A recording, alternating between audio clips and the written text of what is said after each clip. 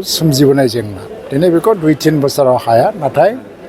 दानि इउपिपिएल गभर्नमेन्टआ मोनसे परिकल्पना लागासिनो दङ आरो आसाम गभर्नमेन्टजोंबो रायलायगासिनो दं अलरेडि 10टा कलेजआ प्रभिन्सियेलाइज जानो थांगासिनो दङ बिनि सिलेक्शन प्रसेसआ जाबाय थादों जों 99 नि इलिगेल एपइन्टमेन्टखौ लिगेल खालामना होबाय आरो बिदिनो दा टेटनि एपइन्टमेन्ट जालांबाय थादों दा बिदिनो जायफ्रानाखि प्रभिन्सियेलाइज जायाखै बे स्कुलफोरानि किन्तु कन्डिशना फुलफिल जानांगोन स्कुलनि नामाव स्कुल जाबानो जाया आरो दिनैनि दिनाव हाई स्कुल एमइ स्कुल खुलिनायखौ बन्द खालामनांगौ आं खावलायगोन कलेजआ मोनफा मोननै जायगायाव नांबावो खारन सोरबा साख्रि गैया होननानै साख्रि होनो होननानै स्कुल खुलिनायजोंबो दानि जुगाव जाला खारन मोनसे स्कुलाव 10-12 जन स्टुडेन्ट थायोबा बे स्कुल जानो हाया खारन दा मोनसे कर्परेट मोनसे कनसेप्टफोराव आजिखालि स्कुलफोरखौ सालायनाय जायो गावनो गाव इनकाम जेनेरेशनबो जानांगौ थ' स्टुडेन्ट एनरलमेन्टआ गैयाबा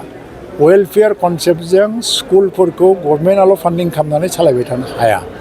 थ' ओंखायनो दिल्ली मडेलफ्रा बिदिनो खामानि जागासिनो दं गभर्नमेन्ट स्कुल मोजां जागोन जि दं मोजां जागोन नाथाय गभर्नमेन्ट स्कुला बांबाय थायोबा किन्तु गभर्नमेन्ट स्कुला मोजां जानाय नङा थ' जै दिन मोनसे सम फैनो हागौ 5 बोसोरसोनि गेजेराव आसामावबो गभर्नमेन्ट स्कुला बिराद मोजां जागोन थ' बिदि जायोबा प्राइभेट स्कुला थैलांगोन खारन प्राइभेट स्कुला मानो जाखाङामोन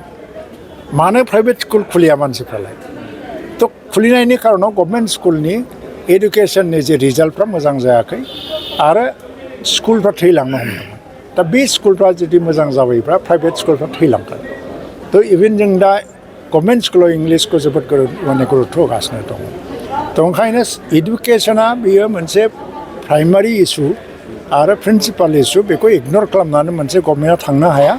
बिनि जेंनाफोरखौ सुस्रांलांनायनि हाबाफारिखौ जों लालांबाय थागोन बाजाज कम्पानीनि गुबुन गुबुन रोखोमनि बाइक सालायनो मोजां मोनग्राफोरनि थाखाय गोजोनथाव खौरां अदालगुरि जिल्ला रौथायाव थानाय ब्रह्म अट'मबाइल्स बाजाज शोरूमआ लाबोदों नोंथांनो खालि फुजानि दामाका स्पेशल अफार खेबसेनो रां होना बायथारनायजों लोगोसे बेयाव फाइनान्सनि सुबिदाखौबो लानो हागोन खोब खम बेसेनाव एबा 15,000 डाउन पेमेन्ट होनानै नोंथाङा बाजाज कम्पानीनि गुबुन गुबुन रोखोमनि बाइकखौ लानो हागोन गोबांथार फोरमानलाइसि होनांगौनि गोनांथि गैया बाइकजों लोगोसेनो फुजानि गोबांथार गिफ्टबो मोननो हागोन गिफ्टआव थागोन हेलमेट गंसे 3 लिटार पेट्रल आरो मोनसे गोसो बोगथाबनो हानाय अनथोब बे स्पेशल अफारा 24 अक्ट'बरनिफ्राय 31 अक्ट'बरसिम सोलिगोन